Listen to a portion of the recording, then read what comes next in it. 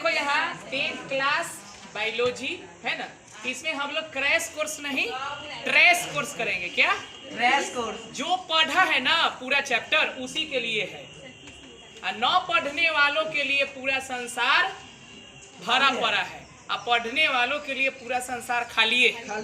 अब आइए देखिए यहाँ जैव प्रक्रम के अंतर्गत क्या आता है? पोषण, श्वसन, परिवहन, उत्सर्जन, और इसी का प्रतिफल क्या है? नियंत्रण, समन्वय, जनन, आनुवंशिकी, है ना। तो हम ये एक मैप तैयार किए हैं चैप्टर का, ताकि आप क्वेश्चन को पकड़ सके कि कौन सा क्वेश्चन कहाँ से आया है ना। इसके अंतर्गत क्या करते हैं? पोषक पदार्थों को ग्रहण करते हैं, और पोषक पदार्थ ग्रहण करने के बाद इसका पाचन होता है, उसके बाद उस पोषक पदार्थ से ऊर्जा का निर्माण होता है श्वसन में, है ना। इसमें क्या होता है? जो हमारे शरीर में पोषक पदार्थ बना, ऊर्जा का निर्माण हुआ, तो उस प्रक्रिया में उपयोगी और अनुपयोगी पदार्थ एक अंग से दूसरे अंग में जाते हैं, तो उसको हम परिवहन कहते हैं।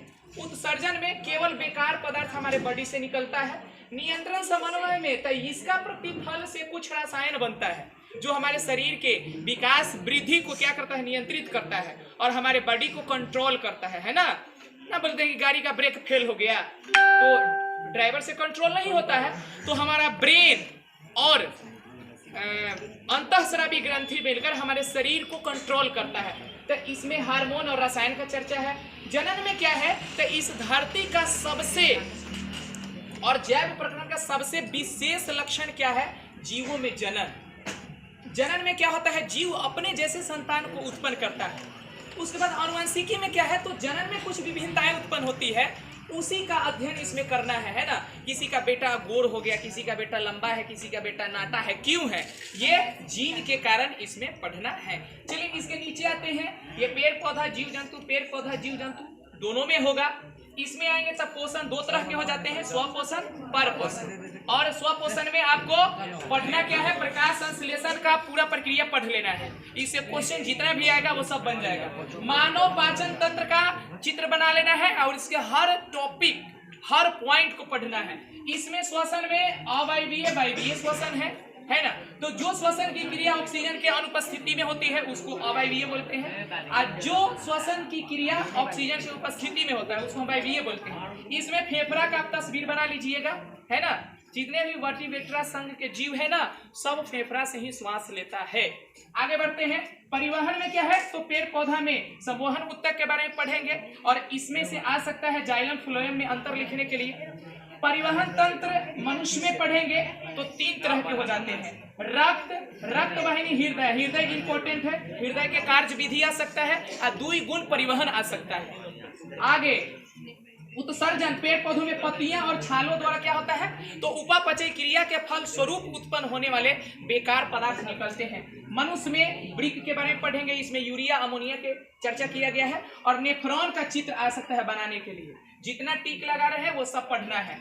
नियंत्रण समन्वय में हार्मोन का चर्चा है, तो हार्मोन हमारे शरीर में ग्रंथि से निकलता है। यह है पीयूष ग्रंथि, यह है थायराइड, पैराथायराइड, है ना। उसके बाद यह है पैंक्रिएज ग्लैंड और एड्रीनल और एक गोनाड ग्लैंड, है ना।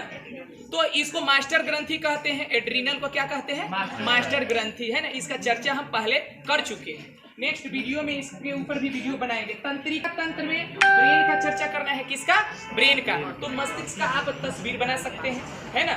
आगे बढ़ते हैं। जनन में क्या है? जनन 2 तरह के होते हैं, लैंगिक और अलैंगिक। लैंगिक और अलैंगिक में केवल एक जीव भाग लेगा, इसका प्रक्रिया अलग अलग है।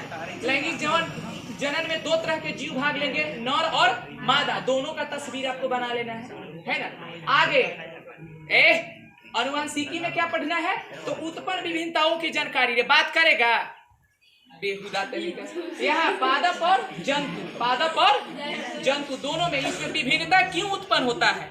हम सभी एक जगह बैठे हुए क्लास में, तो सबका फेस एक दूसरे से मिल रहा है? नहीं मिल रहा है ना। तो वो विभिन्नता किसके कारण? डीएनए के कारण उत्पन्न होगा। किसके कारण? इसी के बारे में ग्रेगर जॉन मेंडल ने एक सिद्धांत दिया था, है ना। किस मटर पर शोध किया था? गार्डन में उगने वाले मटर के ऊपर। हरा मटर, गोल मटर, पीला मटर। क्यों? जिसके ब्रेन में क्यों शब्द आ गया वही खोज करता है, और जो देख के छोड़ दिया वो खोज करता नहीं है। उसके लिए हर चीज भारी है। सुई में धागा लगाना भी उसके लिए भारी है कि नहीं? तलवार चलाना तो अलग की बात है।